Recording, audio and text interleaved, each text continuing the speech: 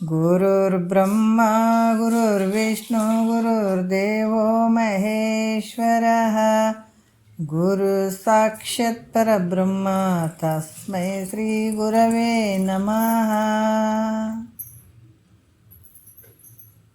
ಧ್ಯಾನ ಮೂಲ ಗುರುಮೂರ್ತಿ, ಪೂಜ್ಯ ಮೂಲ ಗುರುಪಾದ, ಮಂತ್ರ ಮೂಲ ಗುರುವಾಕ್ಯ, ಮುಕ್ತಿ ಮೂಲ ಗುರುಕೃಪಾ. ಶ್ರೋತ್ರಿಯ ಬ್ರಹ್ಮನಿಷ್ಠ ಸದ್ಗುರು ಬಸವಾನಂದರ ಪಾದಕಮಲಗಳಿಗೂ ಹಾಗೂ ಅವರ ಪ್ರತಿರೂಪದಂಥ ನಿಜಗುಣಪ್ಪನವರ ಪಾದಕಮಲಗಳಿಗೂ ನನ್ನ ದೀರ್ಘದಂಡ ಪ್ರಣಾಮಗಳನ್ನು ಸಲ್ಲಿಸುತ್ತಾ, ಸದ್ಗುರು ಮಾರ್ತಂಡ ಸಾಬಯ ಸದ್ಗುಳ ಪಾದಕಮಲಗಳಿಗೂ ಹಾಗೂ ರಾಯಪ್ಪ ಸದ್ಗುರುಗಳ ಪಾದಕಮಲಗಳಿಗೂ ನನ್ನ ದೀರ್ಘದಂಡ ಪ್ರಣಾಮಗಳನ್ನು ಸಲ್ಲಿಸುತ್ತಾ, ಗುರು ಸ್ವರೂಪರಾದಂಥ ನನ್ನ ಪತಿದೇವರಿಗೂ ಕೂಡ ನನ್ನ ದೀರ್ಘದಂಡ ಪ್ರಣಾಮಗಳನ್ನು ಸಲ್ಲಿಸುತ್ತಾ, ಮನದಲ್ಲಿ ಸ್ಮರಿಸಿಕೊಳ್ಳುತ್ತಾ, ತಮ್ಮೆಲ್ಲರಿಗೂ ವಂದಿಸುತ್ತಾ, ಇವತ್ತಿನ ಕೈವಲ್ಯ ಪದ್ಧತಿ ಬಹಳಷ್ಟು ಮುಖ್ಯವಾಗಿರುವಂಥದ್ದು. ಈ ದಾರಿ ಸಿಗಬೇಕಾದ್ರೆ ಬಹಳ ಜನ್ಮದ ಪುಣ್ಯ ಬೇಕು. ಕೈವಲ್ಯ ಅಂದ್ರೆ ಮುಕ್ತಿ ಅಥವಾ ಮೋಕ್ಷ, ಪದ್ಧತಿ ಅಂದರೆ ದಾರಿ. ಭಾಳ ಶ್ರೇಷ್ಠವಾಗಿರುವಂಥದ್ದು. ಈ ಕೈವಲ್ಯ ಪದ್ಧತಿ ಒಳಗೆ ನೀತಿ ಕ್ರಿಯೆ ಚರ್ಯಸ್ಥಳದ 19ನೇ ಪದ ನಡೆದದ. ಬೇಡುವೆನು ಅಭವ ನಿಮ್ಮನ್ನು ಭವಭವದೋಳು ಮಾಡೆನಗೊಲಿದು ಸುಗುಣ ಸಂತತಿಯೇ ನಿಂತು ಅಂತ ಮಹಾತ್ಮರು ಕೇಳ್ಕೊಳ್ತಾ ಇದ್ದಾರೆ. ಬೇಡುವೆನು, ಏನು ಬೇಡ್ತಿದ್ದೀನಿ? ಆದರೆ ನನಗೆ ಜನ್ಮಗಳನ್ನು ಕೊಡು ಬೇಡ ಅನ್ನಂಗಿಲ್ಲಪ್ಪ. ಆದರೆ ಪ್ರತಿಯೊಂದು ಜನ್ಮದಲ್ಲಿ ನನಗೆ ಸದ್ಗುಣಗಳನ್ನು ದಯಪಾಲಿಸು, ಆ ಸದ್ಗುಣಗಳನ್ನು ಕೊಡು ಅಂತ ಕೇಳ್ಕೊಂಡಿದ್ದಾರೆ. ಯಾಕಂದ್ರೆ ಅಜ್ಞಾನಿಗಳ ಒಂದು ಬೇಡಿಕೆಗೂ ಮತ್ತು ಮಹಾತ್ಮರ ಒಂದು ಬೇಡಿಕೆಗೂ ಭಾಳ ವ್ಯತ್ಯಾಸ ಇರುತ್ತೆ. ಹಾಗಾಗಿ ಯಾಕಂದ್ರೆ ಸದ್ಗುಣಗಳು ಇರುವುದರಿಂದ ಏನಾಯ್ತಂದ್ರೆ ಅಲ್ಲಿ ಮೋಕ್ಷ ಅನ್ನುವಂಥದ್ದು ಆಗ್ತದೆ. ನಮ್ಮ ಅಂತಃಕರಣ ಶುದ್ಧ ಆಗಿರ್ತದೆ. ಸದ್ಗುಣಗಳು ಪ್ರಾಪ್ತಿ ಮಾಡ್ಕೊಂಡಾಗ ಅಲ್ಲಿ ಮೋಕ್ಷ ಭಾಳ ದೂರ ಇರೋಂಗಿಲ್ಲ. ಹಾಗಾಗಿ ಮಹಾತ್ಮರು ಅದನ್ನೇ ಕೇಳಿದಂಥ ವಿಚಾರ. ಮತ್ತು ಇಲ್ಲಿ 1ನೇ ನುಡಿ ಒಳಗೆ ಕೆಲವು ನುಡಿಗಳನ್ನು ನಾವು ಮಾತಾಡಬೇಕಾಗ್ತದೆ. ಎಡರೆಡಿಸಿದ ವೇಳೆಯುಳು ಧೈರ್ಯವನು, ಸಿರಿ ಒಡೆದು ಜೀವಿಸುವ ಎಡೆಯುಳು ವಿನಯವನು, ಕಡು ಜೌವನದೊಳು ವಿಕೃತಿ ದೋರದಿಹುದನು, ಪಿಡಿದ ನೇಮವನೆಡೆಬಿಡದತಿ ಛಲವನು ಅಂತ ಕೇಳ್ತಾ ಇದ್ದಾರೆ ನಿಜಗೊಂಡ್ರು.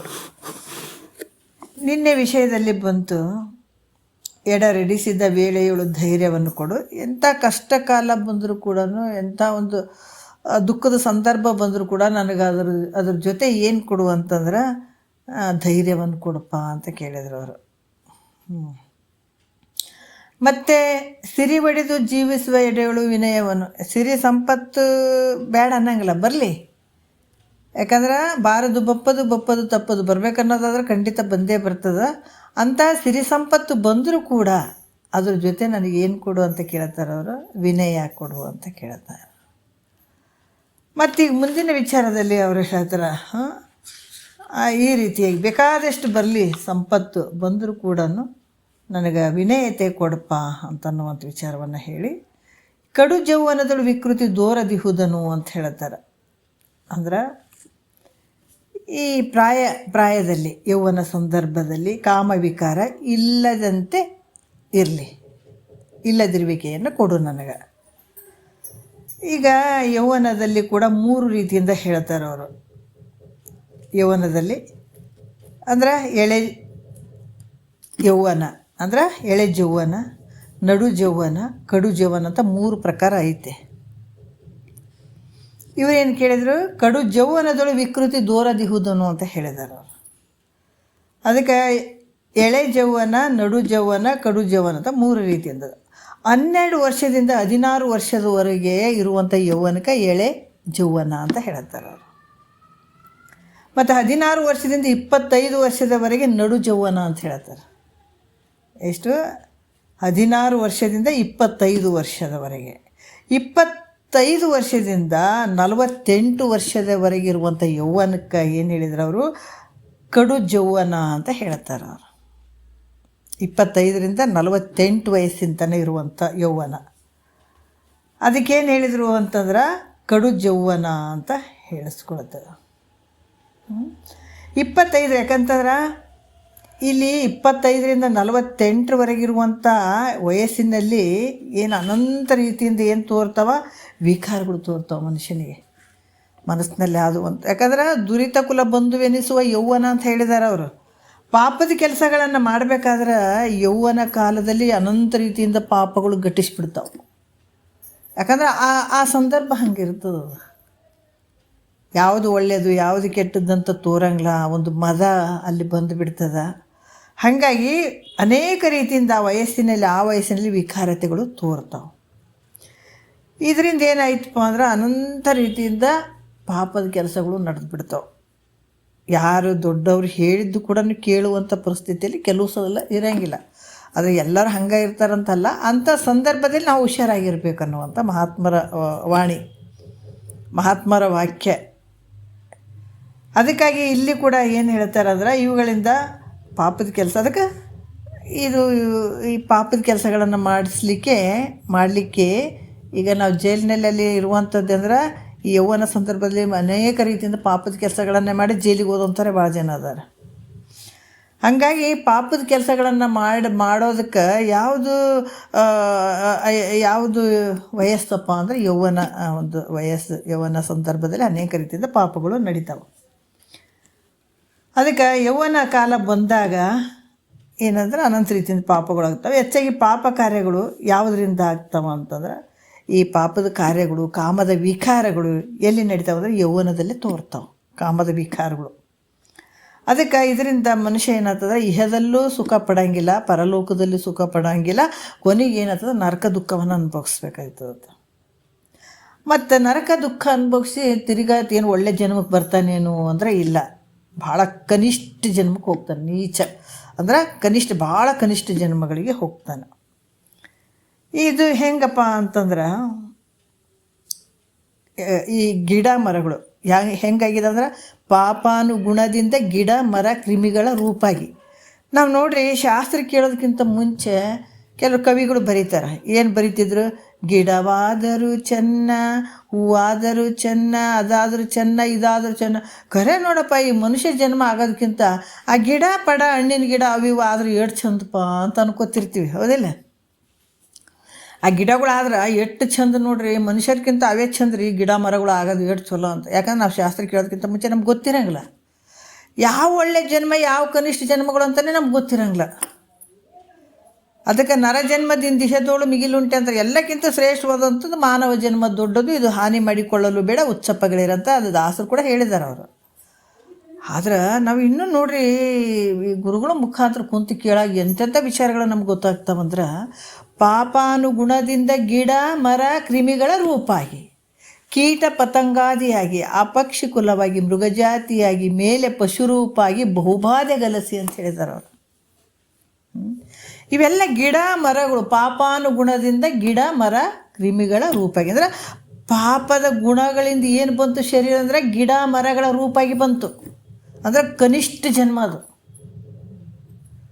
ಪಾಪಾನುಗುಣದಿಂದ ಗಿಡ ಮರ ಕ್ರಿಮಿಗಳ ರೂಪಾಗಿ, ಕೀಟ ಪತಂಗಾದಿಯಾಗಿ, ಆ ಪಕ್ಷಿ ಕುಲವಾಗಿ, ಮೃಗಜಾತಿಯಾಗಿ, ಮೇಲೆ ಪಶುರೂಪವಾಗಿ, ಬಹುಪದ. ಇವೆಲ್ಲ ಪಾಪಕ್ಕನುಸಾರವಾಗಿ ಇಲ್ಲಿ ಕನಿಷ್ಠ ಮಧ್ಯಮ ಉತ್ತಮ ಅಂತನ್ನುವಂಥ ಬರ್ತಾವೆ. ಅದಕ್ಕೆ ಈ ರೀತಿಯಾಗಿ ಇಲ್ಲಿ ಏನಾಗ್ತದೆ, ಒಂದು ದೃಷ್ಟಾಂತ ಕೊಡ್ತಾರೆ ಹೆಂಗೆ ಕನಿಷ್ಠ ಜನ್ಮಕ್ಕೆ ಬರ್ತಾರಪ್ಪ ಅಂತಂದ್ರೆ ಪಾಪದ ಕೆಲಸಗಳನ್ನು ಮಾಡಿದಾಗ.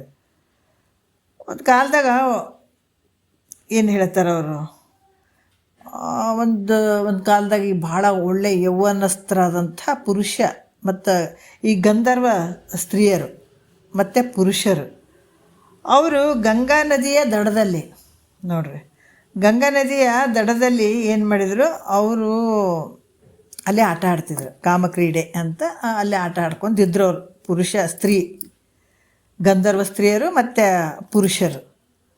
ಅಕಸ್ಮಾತ್ ದುರ್ವಾಸ ಮುನಿಗಳು ಅಲ್ಲಿ ಹೋಗ್ತಾಯಿದ್ರು. ಅವ್ರು ಭಾಳಷ್ಟು ಸ್ವಲ್ಪ ಕೋಪಿಷ್ಟ್ರು. ದುರ್ವಾಸ ಮುನಿಗಳು ಸ್ವಲ್ಪ ಕೋಪಿಷ್ಟ್ರು. ಅವ್ರು ಅಲ್ಲಿ ಹೋಗ್ಬೇಕಾದಾಗ ಇವರೆಲ್ಲರೂ ಗಂಡು ಹೆಣ್ಣು ಸೇರ್ಕೊಂಡು ಅಲ್ಲಿ ಆಟ ಆಡ್ತಿದ್ರು ನೀರಲ್ಲಿ, ನದಿ ದಡದಲ್ಲಿ. ಅವರು ಯಾಕಂದರೆ ಇವ್ರು ನೋಡೋದೇ ಇಲ್ಲ. ಅವರು ಈ ದುರ್ವಾಸ ಮುನಿಗಳು ಹೋಗ್ತಾ ಇದ್ದಾರಂತ ಇವ್ರು ನೋಡೋದಿಲ್ಲ. ಆವಾಗ ಸಿಟ್ಟು ಬಂತು, ಭಾಳಷ್ಟು ಸಿಟ್ಟು ಮಾಡಿಕೊಂಡು ಎಷ್ಟು ಎಷ್ಟು ಮಧಾಂಧರಾಗಿರಿ ನೀವು. ಅವ್ರಿಗೆ ಹೇಳ್ತಾರೆ ನೋಡ್ರಿ, ಎಷ್ಟು ಮಧಾಂಧರಾಗಿರಿ ನೀವು, ನಾವು ಬಂದರೂ ಕೂಡ ನಿಮ್ಗೆ ಗಮನ ಇಲ್ಲ. ನಾವು ಹೋಗ್ತಾ ಇದ್ದೀನಿ ಅಂದರೂ ಕೂಡ ಇದು ನಿಮ್ಗೆ ಗಮನ ಇಲ್ಲ. ಇಷ್ಟೊಂದು ಮದೋನ್ಮತ್ತರಾಗಿರಿ ನೀವೆಲ್ಲ. ಅದಕ್ಕೆ ನೀವು ಇದೇ ಗಂಗಾ ನದಿಯಲ್ಲಿ ನೋಡ್ರಿ, ನಾವೊಬ್ಬ ಮುನಿ ಹೋಗ್ತಾ ಇದ್ದೀನಿ ಅಂದ್ರೆ ನೀವು ಈ ಕಡೆ ಒಂದು ಚೂರು ನೋಡ್ದೇ ನಿಮ್ಮ ಒಂದು ಆಟದಲ್ಲಿ ನೀವು ಪ್ರವೃತ್ತರಾಗಿರಿ. ಅದಕ್ಕೆ ನೀವು ಇದೇ ಗಂಗಾ ನದಿಯ ದಡದ ಮೇಲೆ ಏನು ಅಂದ್ರೆ ಅವರು ಮರಗಳಾಗಿ ಹುಟ್ಟ್ರಿ ಅಂತ ಶಾಪ ಕೊಟ್ಟರು ನೋಡ್ರಿ. ಈ ಗಂಗಾ ನದಿಯ ಮೇಲೆ ನೀವು, ಈ ಗಂಗಾ ನದಿ ದಡದಲ್ಲೇ ನೀವು ಮರಗಳಾಗಿ ಹುಟ್ಟ್ರಿ ಅಂತ ಹೇಳ್ಬಿಟ್ಟು ಶಾಪ ಕೊಟ್ಟರು. ಆಗ ಅವರೆಲ್ಲ ಅಲ್ಲೇ ಆ ದೇಹ ತ್ಯಾಗ ಮಾಡಿ ಮತ್ತು ಗಿಡಗಳಾಗಿ ಹುಟ್ಟಿದ್ರಂತ. ಆವಾಗ ಗಿಡಗಳಾಗಿ ಹುಟ್ಟಿದ್ರು. ಈ ರೀತಿ ಯೌವನ ಕಾಲದಲ್ಲಿ ತೋರಿದಂಥ ಪಾಪದ ರೂಪ ವಿಕಾರದಿಂದ ಮನುಷ್ಯ ಅನಂತ ದುಃಖಗಳನ್ನು ಅನುಭವಿಸ್ಬೇಕಾಗ್ತದೆ. ಹಲವಾರು ರೀತಿಯಿಂದ ದುಃಖಗಳನ್ನು ಅನುಭವಿಸಿ ಮುಂದೆ ನೀಚ ಜನ್ಮಗಳಲ್ಲಿ ಹುಟ್ಟಬೇಕಾಗ್ತದೆ. ಅಂದ್ರೆ ಕನಿಷ್ಠ ಜನ್ಮಕ್ಕೆ ಬರಬೇಕಾಗ್ತದೆ. ಅಷ್ಟೇ ಆಯ್ತಂತಲ್ಲ, ಪಾಪದ್ದೆಲ್ಲ ಮುಗಿಸ್ಕೊಂಡ್ರು ಕೂಡ ಮತ್ತೆ ಮುಂದಿನ ಜನ್ಮಗಳು ಬರಬೇಕಾದ್ರೆ ನೋಡ್ರಿ, ಗಿಡ ಮರಗಳು ಈಗ ಅದ್ರಾಗ ಕನಿಷ್ಠ ಮುಳ್ಳಿನ ಗಿಡ, ಆ ಗಿಡ ಈ ಗಿಡ ಅನ್ನೋ ಅನಂತ ರೀತಿಯಿಂದ ಆ ರೀತಿ ಶರೀರ ತೊಗೊಂಡು ಬರಬೇಕಾಗ್ತದೆ. ಗಿಡ ಮರಗಳ ಆಗಿ ಹುಟ್ಟಬೇಕಾಗ್ತದೆ. ಅಂದರೆ ಕನಿಷ್ಠ ಜನ್ಮಕ್ಕೆ ಬರಬೇಕಾಗ್ತದೆ. ಅದಕ್ಕೆ ಅದರಿಂದ ದೇವ ಯೌವನ ಕಾಲದಲ್ಲಿ ನನಗೆ ವಿಕಾರಗಳು ಬರದೇ ಇರುವಂಗೆ ಮಾಡಪ್ಪ, ತೋರದೇ ಇರುವಂಥ ಸ್ಥಿತಿಯನ್ನು ನನಗೆ ಕೊಡು ಅಂತ ಕೇಳ್ತಾ ಇದ್ದಾರೆ ಮಹಾತ್ಮರು. ಕಾಮದ ಒಂದು ವಿಕಾರತೆ ನನಗೆ ಕೊಡಬೇಡಪ್ಪ, ನಿನ್ನ ಸ್ಮರಣೆಯನ್ನೇ ಕೊಡು ನನಗೆ. ಬಟ್ ಇದರಿಂದ ಎಷ್ಟು ದುಃಖ ಐತೆ, ಅನಂತ ದುಃಖ ಐತೆ. ಅದಕ್ಕೆ ನನಗೇನಂದ್ರೆ ಕಡು ಜೌವನದಳು ವಿಕೃತಿ ದೂರದಿಹುದನ್ನು ನೀ ಕೊಡಪ್ಪ ಅಂತ ಹೇಳ್ತಾರೆ. ಯಾಕಂದ್ರೆ ನೀವು ಮನಸ್ಸು ಮಾಡಿದರೆ ಏನನ್ನಾದ್ರೂ ಮಾಡ್ಬೋದು. ನೀವು ಸ್ವಲ್ಪ ಕೃಪೆ ಮಾಡಪ್ಪ ನನಗೆ. ಜಗತ್ತನ್ನು ಎಲ್ಲವನ್ನು ಕಾಯುವಂಥವ್ನು ನೀನಿದೆ. ನೀ ಮನಸ್ಸು ಮಾಡಿದರೆ ಏನೇನು ಆಗಂಗಿಲ್ಲ ಹೇಳು. ಅದಕ್ಕೆ ಎಲ್ಲ ಒಂದು ಭಕ್ತರು ನಿನಗೆ ಬೇಕಾದ ಸಾವಿರಾರು ಭಕ್ತರು, ಕೋಟ್ಯಾನು ಕೋಟಿ ಭಕ್ತರು ಇರ್ತಾರೆ ನಿನಗೆ. ಅದು ನನ್ನ ಕಡೆ ಒಂಚೂರು ಒಳ್ಳೆ ನೋಡಪ್ಪ. ಅದಕ್ಕೆ ನನಗೆ ಕಡು ಜೌವನದಳು ವಿಕೃತಿ ದೂರದಿಹುದನು ಅದನ್ನು ಕೊಡಪ್ಪ ಅಂತ ಕೇಳ್ತಾರೆ. ಎಷ್ಟೋ ಜನ ಜೈಲಿಗೆ ಹೋಗಿದ್ದಾರೆ. ಯಾಕಂದರೆ ಕಾಮದ ವಿಕಾರತೆಯಿಂದ ಮಾಡಬಾರ್ದು ಮಾಡಿ ಇವತ್ತು ದುಡುಕಿ ಯೌವನ ಸಂದರ್ಭ ಕಾಲದಲ್ಲಿ ಅನಂತ ಜೀವನವನ್ನೇ ಹಾಳು ಮಾಡ್ಕೊಂಡಿದ್ದಾರೆ. ಹಾಗಾಗಿ ಜನ್ಮ ಬಂದಿದೆ ಅಂತಂದರೆ ಇದು ಅನರ್ಥವಾಗಿ ಹೋಗಬಾರ್ದು. ಇಂಥ ವಿಕಾರತೆ ನನಗೆ ಕೊಡಬೇಡಪ್ಪ, ಕಾಮನ ವಿಕಾರತೆ ನನಗೆ ಕೊಡಬೇಡ ಅಂತ ಈ ರೀತಿ ಕೇಳ್ತಾ ಇದ್ದಾನೆ. ಯೌವನ ಕಾಲದಲ್ಲಿ ವಿಕಾರತೆ ನನಗೆ ಬೇಡ, ಕೊಡಬೇಡಪ್ಪ ಅಂತ ಕೇಳ್ಕೊಳ್ಳುವಂಥದ್ದು. ಮತ್ತು ಪಿಡಿದ ನೇಮವನ್ನು ಎಡೆಬಿಡದತಿ ಛಲವನ್ನು ನೋಡ್ರಿ ಎಷ್ಟು ಅದ್ಭುತವಾಗಿ ಹೇಳ್ತಾ ಇದ್ದಾರೆ. ನನಗೆ ಇನ್ನೂ ಒಂದು ಹೇಳ್ತೀನಿ, ಹಿಡಿದಂಥ ನೇಮ ಏನು ಹಿಡಿದಿದ್ದೀನಿ ಅದನ್ನು, ಆ ನೇಮವನ್ನು ಬಿಡದೇ ಇರ್ತಕ್ಕಂತಹ ಹಠವನ್ನು ನನಗೆ ಕೊಡು. ಯಾವುದ್ಯಾವುದಕ್ಕೆ ಹಠ ಹಿಡಿತೀವಲ್ಲ ನಾವು ಲೌಕಿಕದಾಗ ಭಾಳ. ಅದಕ್ಕೆ ಕೆಲವು ಸಲ ಹೇಳ್ತಾರೆ, ಅವ್ರಿಗೆ ಸಾಯೋವರೆಗೂ ಜಗಳ, ಲೌಕಿಕದಾಗ ಜಗಳ ಆಡಿರ್ತಾರೆ ನೋಡ್ರಿ. ಅದಕ್ಕೆ ಹೇಳ್ತಾರಲ್ಲ, ಕನಿಷ್ಠನಿಗೆ ಉತ್ತಮನಿಗೆ ಬಂದಂಥ ಕೋಪ ಎಷ್ಟಿರ್ತದ, ಒಂದು ಕ್ಷಣ ಮಾತ್ರ ಇರ್ತದಂತೆ. ಮಧ್ಯಮನಿಗೆ ಬಂದಂಥ ಕೋಪ ಮುಂಜಾನಿಂದ ಮಧ್ಯಾಹ್ನ ಇರ್ತದಂತೆ. ಆದ್ರೆ ಅಧಮನಿಗೆ ಬಂದಂಥ ಕೋಪ ಸೊತ್ತನ್ನು ಕಟ್ಕೊಂಡೇ ಹೋಗ್ತಾನಂತ ನೋಡ್ರಿ. ಅವ ಅಧಮ ಅಂತ ಹೇಳ್ತಾರೆ ಅವರಿಗೆ. ಸಾಯಲ್ತಾನೆ ಅದನ್ನೇ ಸಾಧಿಸ್ತಾವ, ಸತ್ತ ಮೇಲೆ ಹಂಗೆ ತೊಗೊಂಡು ಹೋಗ್ತಾವು. ಅವರು ಅಧಮ್ರಲ್ಲಿ ಅಧಮ್ರು ಮತ್ತೆ ಹಂಗಾಗಿ ಲೌಕಿಕದನ್ನು ಭಾಷೆ ನೋಡ್ತೀವಿ. ಇಲ್ಲ ಅವ್ರು ಹಂಗೆ ಮಾಡ್ಯಾರಂದ್ರೆ ಸಾಯೋವರೆಗೂ ಅವ್ರ ಮುಖ ನೋಡಂಗಿಲ್ಲ, ಅಂದ್ರೆ ಕೊನೆವರೆಗೂ ನೋಡಂಗಿಲ್ಲ, ಅವ್ರ ಜೊತೆ ಮಾತಾಡಂಗಿಲ್ಲ ಕೊನೆವರೆಗೂ. ಅಲ್ಪ ಇಂಥ ಒಂದು ಹಠ ಸ್ವಭಾವ ಈ ಪರಮಾರ್ಥದಲ್ಲಿ ಹೌದು. ವಿಷಯಾದಿಗಳನ್ನು ಬಿಟ್ಟಿದ್ದೀನಿ, ಆ ಕಡೆ ನಾನು ತಿರ್ಗಾ ಒಳ್ಳೆ ನೋಡಂಗಿಲ್ಲ ಅಂತ ಮಾಡಿ ನೋಡೋಣ. ಸದ್ಗುರು ವಾಕ್ಯ ಕೇಳಿದ್ದೀನಿ, ಅದೇ ಪ್ರಕಾರ ನಾನು ನಡ್ಕೋತೀನಿ ಅಂತ ಹಠ ತೊಡು ನೋಡೋಣ. ಇಲ್ಲಿ ಗೆದ್ದು ಬಿಡ್ತಿದ್ದೀನಿ. ಅಲ್ಲಿ ಹೋಗಿ ಲೌಕಿಕದಾಗ ನೀನು ಮಿಥ್ಯವಾಗಿರುವಂಥ ಈ ಜಗತ್ತಿನ ಒಳಗೆ ಮಿಥ್ಯವಾದಂಥ ಶರೀರ ತೊಡ್ಕೊಂಡು ಅಲ್ಲಿ ಏನೇನೋ ಮಾಡೋಕ್ಕೆ ಹೋಗ್ತೀಯಲ್ಲ, ಆ ಭಾವಕ್ಕೆ ಈ ಕಡೆ ಇಟ್ಕೋ ಸ್ವಲ್ಪ. ಮಿಥ್ಯವಾಗಿರುವಂಥ ವಿಷಯಾದಿಗಳು, ಅಲ್ಲಿ ಸುಖ ಇಲ್ಲಿ ಸುಖ ಅಂತ ಹೋಗ್ತಾ ಇದ್ದೀನಿ, ಇವೆಲ್ಲ ಮಿಥ್ಯ ಅದಾವ, ಇವ್ಯಾವ ನನಗೆ ಬೇಕಾಗಿಲ್ಲ, ಗುರುನಾಥನ ವಾಕ್ಯಗಳ ಪ್ರಕಾರ ನಾನು ನಡ್ಕೋತೀನಿ ಅನ್ನುವಂಥ ಒಂದು ಹಠ ಇಟ್ಕೋ. ಈ ರೀತಿಯಾಗಿ ಹಿಡಿದಂಥ ನೇಮವನ್ನು ಬಿಡದೇ ಇರ್ತಕ್ಕಂತಹ ಹಠವನ್ನು ನನಗೆ ದಯಪಾಲಿಸು. ಅದಕ್ಕೆ ಮನುಷ್ಯ ಯಾವುದಾದ್ರೂ ಕಷ್ಟ ಒಂದು ಬರುವಂಥ ಸಂದರ್ಭ, ಕಷ್ಟಗಳು ಬರುವಂಥದ್ದು, ಭಾಳ ಕಷ್ಟಗಳು ಎಷ್ಟೇ ಬಂದರೂ ಕೂಡ ನೋಡ್ರಿ, ಹಿಡಿದಂಥ ನೇಮವನ್ನು ಬಿಡದೇ ಇರ್ತಕ್ಕಂಥ ಹಠ ಬುದ್ಧಿ ನನಗೆ ಬೇಕು. ಹಾಂ, ಕೇಳಕತ್ತೀವ್ರಿ, ದಿನ ಕೇಳ್ತೀವಿ ಗುರುಗಳು ವಾಕ್ಯಗಳು, ಹೌದಲ್ಲ, ಕೇಳಬೇಕಂತ ಕುಂತೀವಪ್ಪ. ಮತ್ತು ಯಾವುದೋ ಒಂದು ಅಡಚಣೆ ಬಂತು, ಏನೋ ಒಂದು ಅನಿಸ್ತು ಅಂತಂದಾಗ ಅದನ್ನು ತೊಗೊಂಡು ನಾನೇನು ಮಾಡಲಿ ರೀ ಕೇಳೋದು ಅನ್ನುವಂಥದ್ದಾಗಿರ್ಬೋದು. ಯಾವುದೇ ಒಂದು ವಿಚಾರ ಹೇಳೋರಿಗಾಯಿತು, ಕೇಳೋರಿಗೂ ಆಯಿತು. ಅದಕ್ಕೆ ಇಲ್ಲಿ ಕೂಡ ಏನು ಹೇಳ್ತಾ ಇದ್ದಾರೆ, ಕಷ್ಟಗಳು ಎಷ್ಟೇ ಬಂದರೂ ಕೂಡ ನಾನು ಏನು ಹಿಡ್ದಿದ್ದೀನಿ ಆ ನೇಮವನ್ನು ಬಿಡದೇ ಇರ್ತಕ್ಕಂಥ ಬುದ್ಧಿ ನನಗೆ ಬೇಕು. 4 ದಿವಸ ಮಾಡಿ 4 ದಿವಸ ಬಿಡುವಂಥದ್ದಲ್ಲ, ಅದನ್ನು ಪ್ರತಿ ದಿವಸ ನಾನು ಮಾಡ್ತೀನಿ ಅನ್ನುವಂಥ ಆ ಒಂದು ಛಲ ಬೇಕು ನನಗೆ, ಹಠ ಬೇಕು. ಹಠ, ವಿಧಿ, ವಿಶ್ವಾಸ ಇದು ಮನುಷ್ಯನಿಗಿತ್ತು ಅಂತಂದರೆ ಯಾವುದಾದ್ರೂ ಒಂದು ಕಾರ್ಯದ ಫಲ ಕೊಡ್ತದೆ. ಯಾವುದೇ ಒಂದು ಕೆಲಸ ಮಾಡಬೇಕಾಗಿತ್ತು ಅಂದ್ರೆ ನೋಡಿರಿ, ಯಾವುದೋ ಒಂದು ಸಾಧನೆ ಮಾಡಬೇಕಾಗಿತ್ತು ಅಂದ್ರೆ ನಮ್ಗೆ ಹಠ ಬೇಕು, ಛಲ ಮಾಡೇ ಮಾಡ್ತೀನಿ ನಾನು, ಬಿಡದೆ ಎಂಥ ಒಂದು ಕಷ್ಟಗಳು ಬಂದರೂ ಕೂಡ ನಾನು ಬಿಡಂಗಿಲ್ಲ, ನಾನು ಇರಬೇಕಂತ ಒಂದು ಹಠ ಇರಬೇಕು ಮನುಷ್ಯನಿಗೆ. ಅದಕ್ಕೆ ಈ ರೀತಿಯಾಗಿ ಏನು ಹೇಳ್ತಾ ಇದ್ದಾರೆ ಅವರು, ಒಂದು ಯಾವುದೇ ಒಂದು ಈ ಹಠ ಅನ್ನುವಂಥದ್ದು, ಆ ನಿಯಮದ ಪ್ರಕಾರ ಹೋಗುವಂಥದ್ದು, ಆ ವಿಶ್ವಾಸ ಇಡುವಂಥದ್ದು ಆಗಿಬಿಟ್ರೆ ಒಂದು ಕೆಲಸದ ಒಂದು ಕಾರ್ಯದ ಫಲ ಸಿಗ್ತದೆ ನಮಗೆ. ಹಠದಿಂದ ಅದನ್ನು ಸಾಧಿಸಿದ್ರೆ ಆ ಕಾರ್ಯ ಕೆಟ್ಟು ಹೋಗ್ಬಿಡ್ತದೆ. ಹಠನೇ ಇರಲಿಲ್ಲ ಅಂದರೆ, ಹೌದಾ, ನಾವೀಗ ಕುಂತು ಕೇಳ್ತೀವಿ ಅಂತಂದ್ರೆ ಇದು ಸಾಮಾನ್ಯ ಕೆಲಸ ಅಲ್ಲ, ನಮಗಿದು ಒಂದು ಹಠ ಬೇಕು, ಇದೊಂದು ಛಲ ಬೇಕು. ಏನೇ ಕಷ್ಟ ಬಂದರೂ ಕೂಡ ಈ ಗುರುನಾಥನ ಇಲ್ಲೇ ಅಂತಲ್ಲ, ಎಲ್ಲಾದರೂ ಅಷ್ಟೇ, ಎಲ್ಲಿ ಕ್ರಮಶಾಸ್ತ್ರವನ್ನು ನಿಮಗೆ ಕೇಳಬೇಕು ಅಂತ ಅನ್ನಿಸ್ತದೆ ಅಲ್ಲಿ, ಇಲ್ಲೇ ಅಂತ ಹೇಳುವಂಥದ್ದಲ್ಲ, ಬಟ್ ಎಲ್ಲಿ ಸಿಕ್ಕಲ್ಲಿ ನಾನು ಕೇಳ್ತೀನಿ ಅಂತನ್ನುವಂಥ ಹಠವನ್ನು ತೊಟ್ಕೊಂಡು ಇದನ್ನು ಕೇಳ್ತಾ ಹೋದ್ರೆ ದೊಡ್ಡ ಕಾರ್ಯ ಆಗ್ತದೆ. ಅದು ಸಾಮಾನ್ಯ ಕಾರ್ಯ ಅಲ್ಲ ಇದು. ಅದಕ್ಕೆ ಯಾವುದೇ ಒಂದು ಕಾರ್ಯ ಆಗಬೇಕಾದ್ರೆ ನಮ್ಗೆ ಅಲ್ಲಿ ಒಂದು ತಾಳ್ಮೆ ಅನ್ನುವಂಥದ್ದು ಬೇಕಾಗ್ತದೆ, ಒಂದು ಹಠ ಅನ್ನುವಂಥದ್ದು ಮಾಡೇ ಮಾಡ್ತೀನಿ ಅನ್ನುವಂಥ ಒಂದು ಭಾವ ಬೇಕಾಗ್ತದೆ. ಇಲ್ಲಾಂದರೆ ಅರ್ಧ ಮಾಡೋದು ಅರ್ಧ ಬಿಡೋದು, ಅರ್ಧ ಮಾಡೋದು ಅರ್ಧ ಬಿಡೋದು ಅಂದರೆ ಇದು ಹಂಗಾಗಂಗಿಲ್ಲ, ಅದೆಲ್ಲ ಕೆಟ್ಟೋಗ್ಬಿಡ್ತದೆ. ಅದಕ್ಕೆ ಮಾಡಿದಂಥ ಈ ಏನು ಪುರುಷ ಜೀವಾತ್ ಮಾಡಿದಂಥದ್ದು ಏನು ಸಾಧನೆ ಮಾಡ್ಬೇಕಂತ ಅರ್ಧ ಮಾಡಿ ಏನಾರ ಬಂಧುಗಳನ್ನೇ ಬಿಟ್ಬಿಡೋದು ಅಲ್ಲ. ಭಾಳ ಜನ ಹೇಳ್ತಾರೆ, ಈಗ ನೋಡಿರಿ ಜೀವನದಾಗ ಪ್ರಾರಬ್ಧ ರೂಪವಾಗಿ ಹಲವಾರು ಕಷ್ಟಗಳು ಬರ್ತಾವೆ, ಸುಖಗಳು ಬರ್ತಾವೆ, ನೀವು ಕೇಳೋರಿಗೂ ಬರ್ತಾವೆ, ಹೇಳೋರಿಗೂ ಬರ್ತಾವೆ ಅಲ್ರಿ. ಅವ್ರು ಅಷ್ಟು ಹೇಳ್ತಾರೆ ಅವ್ರ ಮನ್ಯಾಗ, ಯಾಕ್ರಿ ಹಂಗಾಯ್ತು, ಯಾಕ್ರಿ ಅವರಿಗೆ ರೋಗ ಬಂತು, ಮತ್ತು ಬರಬಾರ್ದಾಗಿತ್ತಲ್ರಿ, ಯಾಕೆ ಬಂತು? ದಿನ ದೇವರು ಗುರುಗಳು ಅಂತ ಗುರುಗಳು ವಾಕ್ಯನೇ ಹೇಳ್ತಾರೆ, ಗುರುಗಳದ್ದೇ ನೆನೆಸ್ತಾರೆ, ಎಲ್ಲ ಮಾಡ್ತಾರೆ. ಅಂದ್ರೆ ಅವ್ರಿಗೆ ಯಾಕ್ರಿ ಕಷ್ಟ ಬಂತು, ಬರಬಾರ್ದಾಗಿತ್ತು ಅಂತ ಹೀಗೆಲ್ಲ ಮಾಡ್ತಾರೆ. ಅವ್ರಿವ್ರು ಅಂದಾರಂತ ಹೇಳ್ಬಿಟ್ಟು ನೀನು ಹೇಳುವಂಥದ್ದಾಗಿರ್ಬೋದು, ಕೇಳುವಂಥದ್ದಾಗಿರ್ಬೋದು, ಅಲ್ಲಿಗೆ ಸ್ಟಾಪ್ ಮಾಡೋಂಗಿಲ್ಲ. ಏನೇ ಇದ್ದರೂ ಕೂಡ ಅದನ್ನು ಕಂಟಿನ್ಯೂ ಮಾಡುವಂಥ ಛಲ ಬೇಕು ಅನ್ನುವಂಥದ್ದು ಮಹಾತ್ಮರ ನುಡಿ. ಏನೇ ಬರಲಿ, ನಾ ಹಿಡಿದಿದ್ದೀನಿ ಅದನ್ನು ಪೂರ್ಣಗೊಳಿಸೋವರೆಗೂ ನಾನು ಬಿಡಂಗಿಲ್ಲ, ಬೇಕಾದ್ದು ಬರಲಿ ಅನ್ನುವಂಥ ಒಂದು ಛಲ ನನಗೆ ಬೇಕಂತ ಕೇಳಿದಂಥದ್ದವರು. ಇಲ್ಲಾಂದ್ರೆ ಏನು ಅರ್ಧ ಮಾಡಿ ಅರ್ಧಕ್ಕೆ ಬಿಟ್ಬಿಟ್ರೆ ಏನಾಗ್ತದೆ, ಆ ಜೀವಾತ್ಮ ಮಾಡಿದಂಥ ಆ ಒಂದು ಸಾಧನೆಯ ಫಲ ಏನಾಗ್ತದೆ, ವ್ಯರ್ಥ ಆಗಿ ಹೋಗ್ಬಿಡ್ತದೆ, ಅರ್ಧ ಮಾಡಿದ್ದು ವ್ಯರ್ಥ ಆಗಿ ಹೋಗ್ಬಿಡ್ತದೆ. ಅದರಿಂದ ಮನುಷ್ಯನಿಗೆ ಹಿಡಿದಂಥ ನೇಮದಲ್ಲಿ ಹಠ ಬೇಕು. ಹಿಂಗೆ ಹಿಡ್ದಿದ್ದೀನಿ ಅಂತಂದ್ರೆ ಅದನ್ನು ನಾನು ಮುಗಿಸ್ತೀನಿ ಅನ್ನುವಂಥ ಹಠ ಬೇಕು. ಹೆಂಗಂದ್ರೆ ಪಾಂಡವರು ಕೌರವರು ಜೂಜಾಡಿದರು, ಹೌದಲ್ಲ. ಜೂಜಾಡಿ ಎಲ್ಲವನ್ನು ಸೋತು ಇಡೀ ರಾಜ್ಯವನ್ನು ಕೌರವರಿಗೆ ಒಪ್ಪಿಸಿ ನೋಡ್ರಿ ಅರಣ್ಯಕ್ಕೆ ಹೋದರು, ಹೌದಿಲ್ಲ. ಎಲ್ಲ ಸೋತು ಇಡೀ ರಾಜ್ಯವನ್ನು ಕೌರವರಿಗೆ ಒಪ್ಪಿಸಿದ್ರು, ಅರಣ್ಯಕ್ಕೆ ಹೋದ್ರು. ಅಲ್ಲಿ ಹೋದರೂ ಕೂಡ ನೋಡ್ರಿ ಅವರು ತಮ್ಮ ಗೃಹಸ್ಥಾಶ್ರಮದ ನೇಮ ಬಿಡಲಿಲ್ಲ.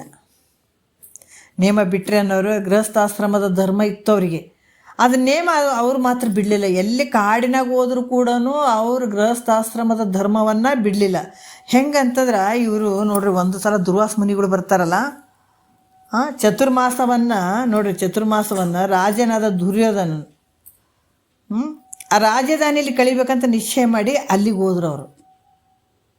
ದುರ್ವಾಸ ಮುನಿಗಳು ಚಾತುರ್ಮಾಸವನ್ನು ರಾಜನಾದ ದುರ್ಯೋಧನ ಹತ್ರ ಕಳೆದ್ರಾಯ್ತಂತ ಅವ್ರ ಶಿಷ್ಯನ ಕರ್ಕೊಂಡು ದುರ್ವಾಸ ಮುನಿಗಳು ಹೋದರು. ಎಲ್ಲಿ? ಈ ದುರ್ಯೋಧನ ಹತ್ರ. ಆ ರಾಜನು ತನ್ನ ರಾಜಧಾನಿಗೆ ಋಷಿಗಳು ತಾವಾಗಿಯೇ ಬಂದಿದ್ದಾರಂತ ತಿಳ್ಕೊಂಡು ಖುಷಿಯಾದ. ದುರ್ಯೋಧನ ಏನು ಮಾಡಿದ, ಇವರೆಲ್ಲ ದುರ್ವಾಸ ಮುನಿಗಳು ಅವರೆಲ್ಲರೂ ತಾವಾಗಿ ನನ್ನ ರಾಜಧಾನಿಗೆ ಬಂದಿದ್ದಾರೆ ಅಂತಂದ್ರೆ ನನಗೆ ಭಾಳ ಖುಷಿ ಆಯ್ತಂತ ಭಾಳ ಖುಷಿಯಾಗಿದ್ದ. ಅನಂತ ರೀತಿಯಿಂದ ಉಪಚಾರ ಮಾಡಿದ್ರು ನೋಡ್ರಿ, ಅವರಿಗೆ ಭಾಳಷ್ಟು ಉಪಚಾರ ಮಾಡಿದರು ದುರ್ಯೋಧನ. ಅವ ಋಷಿಗಳು ಬಹಳ ಖುಷಿ ಆಯಿತು. ರಾಜ ಅಂದರು, ದುರ್ಯೋಧನಿಗೆ ಹೇಳಿದರು ದುರ್ವಾಸ ಮುನಿಗಳು, ಅಪ್ಪ ರಾಜ ನಿನಗೇನು ಬೇಕು ಕೇಳು, ಬೇಡಿದ್ದನ್ನು ಕೊಡ್ತೀನಿ ಅಂತ ಕೇಳಿಬಿಟ್ಟು ನೋಡ್ರಿ. ಚೆನ್ನಾಗಿ ಪಾಪ ಇಷ್ಟೆಲ್ಲ ನಮಗೂ ಉಪಚಾರ ಮಾಡಿದಾರ, ಇಷ್ಟೆಲ್ಲ ಚಂದ ನೋಡ್ಕೊಂಡಿದ್ದಾರ, ಅದಕ್ಕೆ ನೀನು ಏನು ಬೇಕಪ್ಪ ಹೇಳು ಅಂತ ಈ ದುರ್ವಾಸ ಮುನಿಗಳು ಕೌರವನಿಗೆ ಈ ದುರ್ಯೋಧನಿಗೆ ಕೇಳಿದರು. ಇದನ್ನು ಕೇಳಿದಂಥ ಈ ಮನಸ್ಸು ಶುದ್ಧ ಇರಲಿಲ್ಲ ಯಾರಿಗೆ, ಕೌರವನಿಗೆ. ಮನಸ್ಸಿನಲ್ಲಿ ಭಾಳಷ್ಟು ಗೊಂದಲ ಹಾಕ್ಕೊಂಡು ಬಿಟ್ಟಿದ್ದತ, ಹೌದಾ. ಆವಾಗ ಬಹಳಷ್ಟು ಅಂದ್ರೆ ಮಲ ವಿಕ್ಷೇಪದಿಂದ ತುಂಬಿ ಹೋಗಿತ್ತತಗ. ಅದಕ್ಕೆ ಆ ರಾಜ ಏನು ಹೇಳ್ತಾನೆ, ನೀವು 60,000 ಶಿಷ್ಯರೊಡನೆ ಇದೇ ಸಮಯ ಸಾಕು, ಸಿಕ್ಕಿಬಿಡ್ತು ನನಗೆ ಅನ್ನಿಸ್ತದಗ. ನೋಡ್ರಿ ಎಂತೆಂಥ ಜನ ಇರ್ತಾರ, ಅದಕ್ಕೆ ಇದೇ ಸಮಯ ನನಗೆ ಸಿಕ್ಕಿತು ಅಂತ ಹೇಳಿಬಿಟ್ಟು ದುರ್ಯೋಧನ ಏನು ಮಾಡ್ತಾನೆ, ನೀವು 60,000 ಜನ ಶಿಷ್ಯರೊಡನೆ ಪಾಂಡವರಿದ್ದ ಅರಣ್ಯಕ್ಕೆ ಮಧ್ಯರಾತ್ರಿಯಲ್ಲಿ ಹೋಗಿ ನಮ್ಗೆ ಹಸಿವೆ ಆಗಿದೆ, ಊಟಕ್ಕೆ ಕೊಡ್ಬೇಕಂತ ಕೇಳಬೇಕು.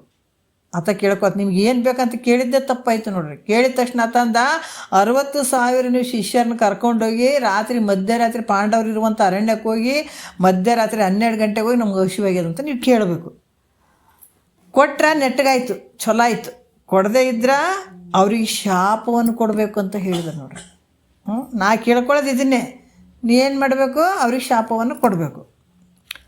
ಅದಕ್ಕೆ ಇಲ್ಲಿ ಕೂಡ ಋಷಿಗಳು ಅವ್ರಿಗೆ ಭಗವಂತನ ಅದಕ್ಕೆ ಹೇಳ್ತಾರೆ, ಅವರು ಈ ರೀತಿ ಮಾಡು, ಶಾಪವನ್ನು ಕೊಡು, ನಾಶ ಆಗಿ ಹೋಗಲಿ ಅಂತ ನೀ ಶಾಪವನ್ನು ಕೊಟ್ಟುಬಿಡು ಅವರಿಗೆ ಅಂದಗಳನ್ನೇ. ಅವಾಗ ಋಷಿಗಳು ಹೇಳ್ತಾರೆ, ಅವರಿಗೆ ಭಗವಂತನ ಆಶ್ರಯ ಇತ್ತಪ್ಪ ಅವರಿಗೆ. ಯಾಕಂದ್ರೆ ಶ್ರೀಕೃಷ್ಣ ಪರಮಾತ್ಮ ಅವ್ರ ಜೊತೆನೇ ಅದಾನಲ್ಲ, ಅದಕ್ಕೆ ಭಗವಂತನ ಆಶ್ರಯ ಐತಿ. ನನ್ನ ಆಟ ಏನು ನಡೆಯಂಗಿಲ್ಲ ಅಲ್ಲಿ. ದುರ್ವಾಸ ಮುನಿಗಳು ಹೇಳ್ತಾರೆ, ಅವರಿಗೆ ಭಗವಂತನ ಆಶ್ರಯ ಐತೆ, ನನ್ನ ಆಟ ಏನು ನಡೆಯಂಗಿಲ್ಲ. ಅದಕ್ಕೆ ಅವರು ಮಹಾ ಪುಣ್ಯಶಾಲಿಗಳಾಗಿದ್ದಾರ, ಅಂಥವರಿಗೆ ಶಾಪ ಕೊಡುವಂಥದ್ದು ಯೋಗ್ಯ ಅಲ್ಲ. ಅಂಥವ್ರಿಗೆ ಶಾಪ ಕೊಡುವಂಥದ್ದು, ಅವರು ಪುಣ್ಯಶಾಲಿಗಳದಾರ, ಭಗವಂತನ ಆಶ್ರಯದಲ್ಲಿದ್ದಾರ, ಅವರಿಗೆ ಶಾಪ ಕೊಡುವಂಥದ್ದು ಯೋಗ್ಯ ಅಲ್ಲ ಅಂತ ವಿಚಾರ ಮಾಡಿ ರಾಜ ಈ ವರವನ್ನು ಬಿಟ್ಟು ಬೇರೆ ಏನಾದರೂ ಕೇಳಪ್ಪ ಅಂದ. ದುರ್ವಾಸ ಮುನಿಗಳು, ನೋಡಪ್ಪ ಈ ವರ ಒಂದು ಬಿಟ್ಟು ಬೇರೆ ಏನಾದರೂ ಕೇಳ್ಕೊ, ಅದನ್ನು ಕೊಡ್ತೀನಿ ಅಂತ. ಅವಾಗ ರಾಜ ಹೇಳ್ತಾನ, ಏನು ಬಿಡ್ತಿ ಬೇಡು ಅಂತ ಕೇಳಿದ್ರು ಕೂಡ ಅದಕ್ಕೆ ಅವ್ರು ಹೇಳ್ತಾರ, ನೀವು ಮೊದಲಿಗೆ ಏನು ಹೇಳಿದ್ರಿ ನನಗೆ, ಅದಕ್ಕೆ ನೀವು ಏನು ಕೇಳ್ತೀರಿ ಅದನ್ನು ಕೊಡ್ತೀನಿ ಅಂತ ನೀವು ಮಾತು ಕೊಟ್ಟಿರಿಲ್ಲ ನನಗೆ. ಅದಕ್ಕೆ ನಿಮ್ಮ ವಚನ ಸತ್ಯ ಇದ್ರೆ ಕೊಡ್ರಿ. ನೀವು ಫಸ್ಟಿಗೆ ಏನು ಹೇಳಿದ್ರಿ, ನೀವು ಏನು ಕೇಳ್ತೀರಿ ನಾನು ಕೊಡ್ತೀನಿ ಅಂತ ನೀವು ಹೇಳಿರಿ ಅಂತಂದ ಮೇಲೆ ನಿಮ್ಮ ವಾಕ್ಯ ಸತ್ಯ ಇತ್ತು ಅಂದರೆ ನನಗೆ ಕೊಡ್ರಿ, ಅದನ್ನು ಇಲ್ದಿದ್ರೆ ಬೇರೆ ಯಾವ ವರವೂ ನನಗೆ ಬೇಡ ಅಂತ ಬಿಟ್ಟು ನೋಡ್ರಿ ದುರ್ಯೋಧನ. ಎಂಥ ಮಾತು ನೋಡ್ರಿ. ಅದಕ್ಕೆ ಆವಾಗ ಋಷಿಗಳು ಇವನ ಮನೆ ಅನ್ನ ಉಂಡದ್ದೇ ತಪ್ಪಾಯ್ತಪ್ಪ ಅಂತ. ಈಗ ಇಂಥದ್ದು ದುರುಪಯೋಗ ಮಾಡ್ಕೊಂಡ್ಬಿಡೋದು. ಆತ ಹೇಳ್ದ, ನಾನು ಈ ಮನೆಗೆ ಬಂದದ್ದು ತಪ್ಪಾಯಿತು, ಬಂದು ಇವ್ರ ಜೊತೆ ಊಟ ಮಾಡಿದ್ದು ನನ್ನ ತಪ್ಪಾಯಿತು, ಉಂಡದ್ದೇ ತಪ್ಪಾಯಿತು, ಉಪಾಯ ಇಲ್ಲ. ಅದಕ್ಕಾಗಲಿ ರಾಜ ಹೋಗ್ತೀವಿ, ಒಂದು ವೇಳೆ ಅವರು ಅನ್ನವನ್ನು ಕೊಟ್ರೆ ನಿನ್ನ ಐಶ್ವರ್ಯವೆಲ್ಲವೂ ಹಾಳಾಗಿ ಹೋಗಲಿ ಅಂತ ಶಾಪ ಕೊಡ್ತೇವಂತ ಹೇಳಿದ್ರು ನೋಡ್ರಿ ಅವರು. ನೋಡ್ರಿ ಎಂಥ ಮಾತು ಹೇಳಿದ್ರು ಅವರು. ಹೌದೌದು, ನೀ ಹೇಳಿದ ಪ್ರಕಾರ ನಾವು ಹೋಗ್ತೀನಿ, ಇಲ್ಲಂತ ಇಲ್ಲ. ಅವರು ನನಗೆ ಅನ್ನ ಕೊಟ್ರಂದ್ರೆ ನಿನ್ನ ಐಶ್ವರ್ಯ ಎಲ್ಲ ಹಾಳಾಗಿ ಹೋಗ್ಲಿ ಅಂತ ಶಾಪ ಕೊಡ್ತೀನಿ ನಿನಗಂದ್ರೆ ಅವರು. ನೋಡ್ರಿ ಅದಕ್ಕೆ ಹೇಳಿ ಹೊರಟು ಹೋದರು. ಮಹಾತ್ಮರದು ನುಡಿಗಳು ಹಂಗಿರ್ತಾವೆ. ಅದಕ್ಕೆ ಬೆಂಕಿ ಜೊತೆ ಸರಸ ಹಾಡ್ದಂಗೆ. ಮಹಾತ್ಮರದ್ದು ಅರ್ಥ ಮಾಡ್ಕೋಬೇಕು. ನೋಡೋಕೆ ಅವ್ರು ಹುಚ್ಚರ ಥರನೇ ಇರ್ಬೋದು, ಒಳಗೆ ಹೆಂಗಿರ್ತಾರೆ ಅನ್ನೋದು ಅರ್ಥ ಮಾಡ್ಕೋಬೇಕಾಗ್ತದೆ. ಅನಂತ ದುಃಖಕ್ಕೆ ಗುರಿ ಆಗಬೇಕಾಗ್ತದೆ. ಒಂದು ಜನ್ಮ ಅಲ್ಲ ಮಹಾತ್ಮ. ಅದಕ್ಕೆ ಹರ ಮುನಿದರೆ ಗುರು ಕಾಯುವನು, ಗುರು ಮುನಿದರೆ ಹರ ಕಾಯನು ಅಂತ ಐತದ. ಅದಕ್ಕೆ ಭಾಳಷ್ಟು ಎಚ್ಚರಿಕೆ ಇರ್ಬೇಕಾಗ್ತದೆ. ಗುರು ಅಂದರೆ ಸುಮ್ಮನೆ ಅಲ್ಲಲ್ಲ. ಅವ್ರು ಹೇಳಿದರು, ಬೈ ಚಾನ್ಸ್ ಅವ್ರು ಏನಾರು ಅನ್ನ ಕೊಟ್ಟರು ನಮ್ಗೆ ಅಂತಂದ್ರೆ ನಿನ್ನ ಐಶ್ವರ್ಯ ಎಲ್ಲ ಹಾಳಾಗಿ ಹೋಗ್ಲಿ ಅಂತ ನಿನಗೆ ಶಾಪ ಕೊಡ್ತೀವಿ ಅಂತ ಹೇಳಿ ಹೊರಟು ಹೋಗಿಬಿಟ್ರು ಅವರು. ನಡು ಮಧ್ಯರಾತ್ರಿಯಲ್ಲಿ ಪಾಂಡವರಿದ್ದು ವನಕ್ಕೆ ಬಂದರು. ಆ ವೇಳೆಯಲ್ಲಿ ಭೀಮ ಗಸ್ತಿ ತಿರುಗ್ತಿದ್ದ, ಆ ಕಡೆಯಿಂದ ಈ ಕಡೆ, ಈ ಕಡೆಯಿಂದ ಆ ಕಡೆ. 12 ಗಂಟೆ ಟೈಮು, ಆ ಕಡೆ ಈ ಕಡೆ ತಿರುಗಾಡ್ತಾ ಇದ್ದ ಭೀಮ. ಇವರು ಬಂದದ್ದನ್ನು ನೋಡಿ ನೀವು ಯಾರಂತ ಕೇಳಿದ. 60,000 ಜನರೊಡನೆ ಋಷಿಗಳು ಬಂದಿದ್ದಾರೆ, ದುರ್ವಾಸ ಮುನಿಗಳು. ಅದಕ್ಕೆ ನೀವು ಯಾರಂತ ಕೇಳಿದಾಗ ಋಷಿಗಳು, ನಾವು ದುರ್ವಾಸರು, ದುರ್ವಾಸ ಮುನಿಗಳು, ನಾವು 60,000 ಶಿಷ್ಯರನ್ನ ಕರ್ಕೊಂಡು ನಾವು ಬಂದಿದ್ದೀನಿಪ್ಪ. ನಮಗೆ ಭಾಳ ಹಸಿವಾಗ್ಯದ, ಅದರಿಂದ ನೀವು ನಮ್ಗೆ ಅನ್ನವನ್ನು ಕೊಡಬೇಕಂತ ಕೇಳಿಬಿಟ್ರು. ಕೇಳಿದ್ಗನ ಭೀಮ ಅಂತನ, ಈ ನಡುರಾತ್ರಿಯಲ್ಲಿ ಒಂದು ಕೇಸ ಅನ್ನ ಕೇಳ್ತಿರಲ್ಲ, ಹೆಂಗೆ ಕಾಣಿಸ್ತದೆ ನಿಮ್ಮ ಕಣ್ಣಿಗೆ ಅಂತಂದ. ಸಿಟ್ಟು ಬಂತದ ಭೀಮಗೆ. ಅಲ್ಲ ಹೋಗಿವಿ, 60,000 ಜನ ನೀವು ಬಂದಿರಿ, ಬಂದುಬಿಟ್ಟು ನಮ್ಗೆ ಅನ್ನ ಕೇಳಕತ್ತೀರಿ ಅಂದ್ರೆ ನಿಮ್ಮ ಮನಸ್ಸರ ಹೆಂಗೆ ಬರ್ತದ? ಯಾಕಂದ್ರೆ ಸ್ವಲ್ಪ ಭೀಮಕ್ಕೆ ಕೋಪ ಬರ್ತಿರ್ತಿತ್ತು. ಬಂದು ಹೆಂಗೆ ಕಾಣಿಸ್ತದೆ ನಿಮ್ಗೆ, ಹೋಗ್ತಿರೋ ಇಲ್ಲ ಅಂತ ಒಂದು ಕೋಲೆ ತೊಗೊಂಡ್ಬಿಟ್ಟು ನೋಡ್ರಿ ಆತ. ಕೋಪ ಬರ್ತಿತ್ತು ಅದಕ್ಕೆ. ಆವಾಗ ಏನಾಯಿತು ಅಂದ್ರೆ, ಒಬ್ಬೊಬ್ಬರಿಗೆ ನಾನು ನೋಡು ಎತ್ತಿ ಹೋಗೋದು ಬಿಡ್ತೀನಿ ಒಬ್ಬೊಬ್ಬರಿಗೆ ನಿಮ್ಗೆ ಅಂತ ಅನ್ನೋದ್ರಾಗ ಧರ್ಮರಾಜ ಅಲ್ಲಿಗೆ ಬರ್ತಾನೆ. ಧರ್ಮರಾಯ ಬರ್ತಾನೆ ಅಲ್ಲಿ ಓಡಿ ಬಂದು ಸಂಗತಿಯನ್ನೆಲ್ಲ ವಿಚಾರವನ್ನು ಕೇಳ್ತಾನೆ. ಕೇಳಿ ಮಹಾಋಷಿಗಳಿಗೆ ನೋಡ್ರಿ, ಅದಕ್ಕೆ ಇಲ್ಲಿ ಕೂಡ ಅವ್ರು ಹೇಳ್ತಾರೆ, ಭಾಳಷ್ಟು ಒಂದು ತಾಳ್ಮೆಯಿಂದ ಅವನ್ನೆಲ್ಲ ವಿಚಾರಗಳನ್ನು ಕೇಳುತ್ತಾನೆ. ಆವಾಗ ಮಹಾಋಷಿಗಳು, ಅನ್ನ ಹಸಿವೆ ಆಗ್ಯದ, ಅದಕ್ಕೆ ನಾವೆಲ್ಲ ಬಂದಿದ್ದೀವಿ. ಅವರು ಹಸಿವೆ ಆಗ್ಯದ, ಅವರೆಲ್ಲ ಬಂದಿದ್ದಾರೆ, ಅದಕ್ಕೆ ನಾವು ಗೃಹಸ್ಥಾಶ್ರಮಿಗಳು ನಾವು ಅದೀವಿ. ಬಂದಂಥ ಅತಿಥಿಗಳಿಗೆ ಹಂಗೆ ಕಳಿಸ್ಬೋದು. ಯಾಕೆ ಗೃಹಸ್ಥ ಧರ್ಮದ ಏನಿರ್ತದ, ಗೃಹಸ್ಥಾಶ್ರಮದ ಧರ್ಮ ಏನಿರ್ತದೆ, ಹಸಿವೆ ಅಂತ ಬಂದವರಿಗೆ ಅನ್ನ ಕೊಡಬೇಕು, ನೀರು ಅರಿಕೆ ಆಗ್ಯದಂತ ಬಂದವರಿಗೆ ನೀರು ಕೊಡಬೇಕು, ಕಷ್ಟ ಅಂದವರಿಗೆ ನಮ್ಗೆ ಎಷ್ಟಾಗ್ತದೆ ಅಷ್ಟು ಹೆಲ್ಪ್ ಮಾಡ್ಬೇಕು ಅನ್ನುವಂಥದ್ದು ಗೃಹಸ್ಥಾಶ್ರಮದ ಧರ್ಮ ಅದು. ಅದಕ್ಕೆ ನಮ್ಮ ಧರ್ಮ ಏನೈತೆ ಅಂದ್ರೆ ಹಸಿವೆ ಆಗ್ಯದಂತ ಬಂದವರಿಗೆ ಅನ್ನ ಕೊಡ್ಬೇಕು ಅನ್ನುವಂಥದ್ದೇ ನಮ್ಮ ಧರ್ಮ ಐತೆ, ಗೃಹಸ್ಥಾಶ್ರಮಿಗಳ ಧರ್ಮ. ಈ ರೀತಿ ಬಂದಾಗ ಬಂದಂಥ ಅತಿಥಿಗಳಿಗೆ ನಾವು ಹಂಗೆ ಕಳಿಸಬಾರ್ದು ಅನ್ನುವಂಥದ್ದು ನಿಯಮ ಐತಪ್ಪ. ಅಂದಮೇಲೆ ಏನು ಮಾಡಬೇಕು ಅಂತ ಹೇಳಿದಾಗ, ಅದಕ್ಕೆ ಇಲ್ಲಿ ಬಂದಂಥ ಅತಿಥಿಗಳಿಗೆ ನಾವು ಹಂಗೆ ಕಳಿಸ್ಬಾರ್ದು ಅಂತ ನೇಮ ಐತೆ ಅಂತ ಹಿಂಗೆ ಹೇಳ್ದೆ. ಅವಾಗ ಹೇಳ್ತಾರೆ, ನಾವು ಏನು ಮಾಡಬೇಕು ಅಂತಂದಾಗ, ಆವಾಗ ಇವ್ರು ಹೇಳ್ತಾರೆ, ಆಯಿತು ಸ್ವಾಮಿ, ಸ್ನಾನಕ್ಕೆ ಹೋಗಿ ಬನ್ನಿರಿ. ಅವ್ರು ಹೇಳ್ತಾರೆ, ನೀವು ಸ್ನಾನಕ್ಕೆ ಹೋಗಿ ಬಂದುಬಿಡ್ರಿ, ಅಷ್ಟೊತ್ತಿಗೆ ನದಿಗೆ, ಯಾಕಂದ್ರೆ ನೀವು ಅಷ್ಟೊತ್ತಿಗೆ ನಾವೆಲ್ಲ ನಿಮ್ಗೆ ಊಟ ರೆಡಿ ಮಾಡ್ತೀವಿ, ನೀವು ನದಿ ಸ್ನಾನಕ್ಕೆ ಹೋಗಿ ಬರ್ರಿ ಅಂತ ಕಳಿಸಿದ್ರು. ಆಮೇಲೆ ತಾನು ಇರುವಂಥ ಸ್ಥಳಕ್ಕೆ ಬಂದು ದ್ರೌಪದಿ ಮಲಗಿದ್ದಳು. ಆವಾಗ ದ್ರೌಪದಿಯನ್ನು ಎಬ್ಬಿಸಿದ, ಸ್ವಲ್ಪ ಹೇಳುವಂಥ ಧರ್ಮರಾಯ. ಆವಾಗ ಇಂಥದ್ದೊಂದು ಸಂಕಟ ನಮಗೆ ಬಂದದ್ದು, ಭಾಳ ದೊಡ್ಡ ಸಂಕಟ ಬಂದದ್ದು. ಯಾಕಂದ್ರೆ ಮನೆಗೆ ಏನೂ ಇಲ್ಲ ಕೊಡೋಕೆ, ಅವರಿಗೆ ದೊಡ್ಡ ಸಂಕಟ ಬಂದದ. ಅದಕ್ಕೆ ಈಗ ನಾವು ಗೃಹಸ್ಥಾಶ್ರಮಿಗಳು ಹಂಗೆ ಕಳಿಸ್ಬಾರ್ದು ಅನ್ನುವಂಥದ್ದು ಐತೆ. ಈಗ ಏನು ಮಾಡೋದು, ಇಂಥದ್ದು ಸಂಕಟ ನಮಗೆ ಬಂದದ್ದು, ಈ ಸಂಕಟದಿಂದ ನಾವು ಪಾರಾಗಲೇಬೇಕು, ಇಲ್ದಿದ್ರೆ ನಮ್ಮ ಗೃಹಸ್ಥಾಶ್ರಮದ ನೇಮ ಎಲ್ಲ ಹಾಳಾಗಿ ಹೋಗ್ಬಿಡ್ತದೆ. ಅದರಿಂದ ನೋಡ್ರಿ, ನಮ್ಮ ನೇಮವನ್ನು ನಾವು ಕಾಯ್ದುಕೊಳ್ಬೇಕು, ಯಾವ ಸಂದರ್ಭಕ್ಕೂ ನಮ್ಮ ನೇಮವನ್ನು ನಾವು ಮೀರುವಂಗಿಲ್ಲ. ಅದಕ್ಕೆ ಇಲ್ಲಿ ಕೂಡ ಭಾಳಷ್ಟು ವಿಚಾರಗಳನ್ನು ಹೇಳ್ತಾನೆ. ಅದರಿಂದ ನಮ್ಮ ನೇಮವನ್ನು ಯಾವತ್ತೂ ಕಳ್ಕೊಳ್ಬಾರ್ದು ಅಂತ ದ್ರೌಪದಿ ಹೇಳಿದಾಗ, ಇದ್ರ ಚಿಂತೆಯನ್ನು ಬಿಡ್ರಿ ಅಂತಂದಳಕಿ. ಇದನ್ನು ಇಷ್ಟು ನೀವು ಹೇಳಕತ್ತೀರಿ ಅಂದರೆ ಇದ್ರ ಚಿಂತೆ ಬಿಡ್ರಿ, ನಾನು ಒಂದು ಉಪಾಯ ಮಾಡ್ತೀನಿ ಅಂತ ಹೇಳಿ ಹೋಗಿ ಯಾರು ಇರಲಾರ್ದ ಜಾಗದಲ್ಲಿ ಕೂತ್ಕೋತಾಳೆ ದ್ರೌಪದಿ. ಕೂತ್ಕೊಂಡು ಆ ಭಗವಂತನನ್ನು ಧ್ಯಾನಿಸ್ಲಿಕ್ಕೆ ಶುರು ಮಾಡ್ತಾಳೆ ದ್ರೌಪದಿ. ಅಲ್ಲಿ ಭಗವಂತನ ಸ್ಮರಣೆ ಮಾಡ್ತಾ ಇದ್ದಳು. ಆಗ ಭಗವಂತ ಏನು ಮಾಡಿದ, ಕೃಷ್ಣ ಅಪ್ಪ ಭಗವಂತ ಅಂತ ಕೂಗಿದಳು. ಆವಾಗ ಭಗವಂತ ಓಡಿ ಬಂದ. ಯಾಕಂದ್ರೆ ಮನಸಾರೆ ಕರೆದಾಗ ಖಂಡಿತ ಶ್ರೀಕೃಷ್ಣ ಪರಮಾತ್ಮ ವೇಷಧಾರಿಯಾಗಿದ್ದಾನೆ. ಪರಮಾತ್ಮ ಅಂದಗಳಂತ ತ್ರಿಶೂಲ ಕೈಯಾಗಿಡ್ದಾನ, ಚಂದ್ರ ಅದಾನ, ಎಲ್ಲ ಜಟದಾರಿ ಈ ರೀತಿಯಾಗಿ ಬಂದು ಪರಮಾತ್ಮನೇ ಮುಂದೆ ನಿಂದಿರ್ಬೇಕಂತ ಅಲ್ಲ. ಪರಮಾತ್ಮ ಯಾವುದೋ ರೂಪದಾಗ ಬರ್ಬೋದು, ಮನುಷ್ಯ ರೂಪದಾಗಿ ಬರ್ಬೋದು, ವೃದ್ಧನ ರೂಪದಾಗಿ ಬರ್ಬೋದು, ಮಕ್ಕಳ ರೂಪದಾಗಿ ಬರ್ಬೋದು, ಯಾವುದೋ ರೂಪದಾಗಿ ಬಂದು ಕಾಪಾಡ್ತಾನೆ. ಅದಕ್ಕೆ ಇಲ್ಲಿ ಕೂಡ ಕೃಷ್ಣ ಭಗವಂತ ಅಂತಾಕಿ ಕೂಗಿದಾಗ ಓಡ್ತಾ ಬಂದ, ಮನಸಾರೆ ಕರೆದಾಗ ಬಂದ. ಏನಾಯಿತು ತಂಗಿ ಅಂತ ಕೇಳಿದ ಭಗವಂತ. ಅದಕ್ಕೆ ನನಗೆ ಹಸಿವೆ ಆಗಿದೆ, ಏನಾದರೂ ಕೊಡು. ಯಾಕಂದ್ರೆ ಆಕೆ ಹೇಳಿದಳು ಏನಾಗ್ಯದ ಅಂತ ಹೇಳಿದಾಗ ಆಕೆ ಕೆಲವು ವಿಷಯಗಳನ್ನು ಹೇಳಿದಳು.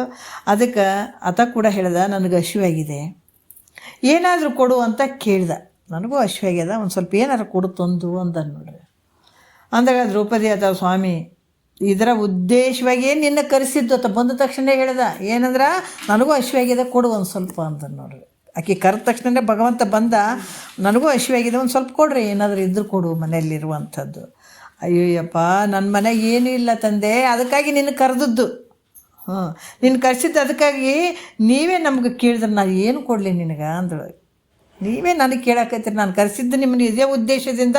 ಅದಕ್ಕೆ ನೀವೇ ನನಗೆ ಕೇಳಿದ್ರೆ ನಾನು ಏನು ಕೊಡಲಿ, ಅದಕ್ಕೆ ಏನೂ ಇಲ್ಲ ಮನೆಯಲ್ಲಿ ಅಂತ ಹೇಳಿದರು. ಆವಾಗ ಪರಮಾತ್ಮ ಹೇಳ್ತಾನ, ನೋಡ್ರಿ, ಅದಕ್ಕೆ ಭಗವಂತ ನಮ್ಗೆ ಒಲಿಬೇಕಾದ್ರೆ ಏನು ಕೇಳ್ತಾನಂತ, ನಮ್ಮ ಶುದ್ಧವಾದಂಥ ಮನಸ್ಸು ಬೇಕಂತ ಹೇಳ್ತಾನ, ನಮ್ಮ ಭಕ್ತಿ ನಿಜ ಭಕ್ತಿ ಕೇಳ್ತಾನಂತ, ಬೇರೆ ಏನು ಕೇಳಂಗಿಲ್ಲ. ಅದಕ್ಕೆ ಇಲ್ಲಿ ಕೂಡ ಏನು ಹೇಳಿದ್ರು ಅವರು, ಆತ ಹೇಳ್ತಾನೆ, ನೀ ಏನು ಇಲ್ಲ ಅಂತ ಹೇಳಿದ್ರೆ ಆಕಿ ಅವಾಗ ಪರಮಾತ್ಮ ಹೇಳ್ತಾನೆ, ನೀನು ಏನಾದರೂ ಒಂದು ಸ್ವಲ್ಪ ಕೊಟ್ರೆ ನನ್ನಲ್ಲಿ ಬಹಳ ಕೊಡ್ತಕ್ಕಂಥ ಸಾಮರ್ಥ್ಯ ಐತೆ. ನೀವು ಒಂದು ಸ್ವಲ್ಪ ಕೊಡು, ಆದರೆ ನಾನು ಜಾಸ್ತಿ ಕೊಡ್ತೀನಿ ನಿನಗೆ, ಅಷ್ಟು ಸಾಮರ್ಥ್ಯ ಐತೆ ನನಗೆ. ಅದಕ್ಕೆ ಇಲ್ದಿದ್ರೆ ನಾನು ಕೊಡೋಕ್ಕಾಗಂಗಿಲ್ಲ ಅಂತಂದು. ನೀನು ಏನು ಕೊಡಲಿಲ್ಲ ಅಂದ್ರೆ ನಾನು ಕೊಡೋಕ್ಕಾಗಂಗಿಲ್ಲ. ನೀವೊಂದು ಸ್ವಲ್ಪ ಕೊಟ್ಟಿದ್ರೆ ನಾನು ಜಾಸ್ತಿ ಕೊಡ್ತೀನಿ ನಿನಗೆ, ಅಷ್ಟು ಸಾಮರ್ಥ್ಯ ನನ್ನ ಹತ್ರ ಐತೆ. ನೀ ಏನು ಕೊಡಂಗಿಲ್ಲ ಅಂದಿದ್ರೆ ನಾನೇನು ಕೊಡಂಗಿಲ್ಲ. ಆಗ ದ್ರೌಪದಿಗೆ ಏನು ಮಾಡ್ಬೇಕಪ್ಪ ಅಂತ ಚಿಂತೆ ಆಗಿಬಿಡ್ತದೆ. ಮನೆಗೆ ಎಲ್ಲ ನೋಡ್ತಾಳೆ, ಏನು ಇರಂಗಿಲ್ಲ. ಅದಕ್ಕೆ ಎಲ್ಲ ಪಾತ್ರೆಗಳು ತೊಳೆದು ಡಬ್ಬಾಕಿರ್ತಾರ. ತಿರ್ಗಾ ಎಲ್ಲ ಪಾತ್ರೆಗಳನ್ನು ನೋಡ್ತಾಳೆ. ಆದ್ರೆ ಆ ಪಾತ್ರೆಗೆ ಒಂದು 2 ಎಸಳು ಅನ್ನದ ಅಗಳತ್ತಿರ್ತದೆ. ಅದನ್ನು ತಂದು ಅಣ್ಣನಿಗೆ ಕೊಡ್ತಾಳೆ, ಭಗವಂತ ಕೊಡ್ತಾಳಪ್ಪ. ಇವೆರಡು ಎಸಳು ಅಕ್ಕಿ ಅನ್ನ ಐತಿ ನೋಡು, ಎರಡೇ ಅದು ಇದ್ದದ್ದು, ಅದನ್ನು ನೀವು ತೊಗೊಳ್ರಿ ಅಂತ ಕೊಟ್ಟಳು. ಅದರಿಂದ ಭಗವಂತ ಏನು ಮಾಡ್ದೆ, ಅದನ್ನು ತೊಗೊಂಡು ಬಾಯಿಗೆ ಹಾಕ್ಕೊಂಡು ತೃಪ್ತಿ ಆಯ್ತದೆ. ಅದಕ್ಕೆ ಅದನ್ನು ಯಾಕಂತಂದ್ರೆ ಇಲ್ಲಿ ಆವಾಗ ಋಷಿಗಳೇನು ನದಿಗೆ ಹೋಗಿರ್ತಾರಲ್ಲ, ಎರಡು ಅಗಳ ಅನ್ನವನ್ನು ಬಾಯಿಗೆ ಹಾಕ್ಕೊಂಡ್ಗಳನ್ನ ಅದು ತೃಪ್ತಿ ಆಗಿಬಿಡ್ತು ಭಗವಂತಗೆ. ಆವಾಗ ಈ ಋಷಿಗಳು ಏನು ಮಾಡಿದ್ರು, ನದಿಯಲ್ಲಿ ಅವರು ಮುಳುಗಿ ಹೇಳ್ಬೇಕಾದಾಗ ಅವರು ತೃಪ್ತರಾಗಿಬಿಟ್ರು ನೋಡ್ರಿ. ತೃಪ್ತರಾಗಿ, ಯಾಕಂದರೆ ಅಲ್ಲಿ ನದಿಯಲ್ಲಿ ಮುಳುಗಿ ಹೇಳುವಂಥ ಸಂದರ್ಭದಲ್ಲಿ ಅವ್ರು ತೃಪ್ತರಾಗಿ ಮೇಲೆ ಹೇಳುವಂಥದ್ದು ಸ್ಥಿತಿ ಮಾಡಿಬಿಟ್ಟ ಭಗವಂತ. ಅವರಿಗೆ ಹೊಟ್ಟೆ ತುಂಬಿದಂಗೆ ಮಾಡಿಬಿಟ್ಟ. ಅಲ್ಲಿ ಮಾಡಿಬಿಟ್ಟಿದಾಗ ಇದನ್ನು ಯಾಕಂತಂದ್ರೆ ಆ ರೀತಿ ಭಗವಂತ ಇಲ್ಲಿ ತೃಪ್ತಿ ಆದಾಗ ಅವರು ಕೂಡ ಏನಾಯಿತು, ಹೊಟ್ಟೆ ತುಂಬಿದಂಗೆ ಆಗಿಬಿಡ್ತು. ಈ ರೀತಿಯಾಗಿ ಇದಕ್ಕೆಲ್ಲ ಹೇಳೋಕ್ಕೆ ಕಾರಣ ಏನಂದ್ರೆ, ಅವರು ಕೊನೆಗೆ ಏನಾದರೂ ಬಂದು ಅವರಿಗೆ ಉಲ್ಟಾ ಆಶೀರ್ವಾದ ಮಾಡಿ, ನಮ್ಗೆ ಹೊಟ್ಟೆ ತುಂಬಿತ್ತು, ಇನ್ನು ಊಟ ಬೇಡ ಏನು ಬೇಡ ಅನ್ನುವಂಥ ಒಂದು ಭಾವ ಬಂದುಬಿಡ್ತು ಅವರಿಗೆ.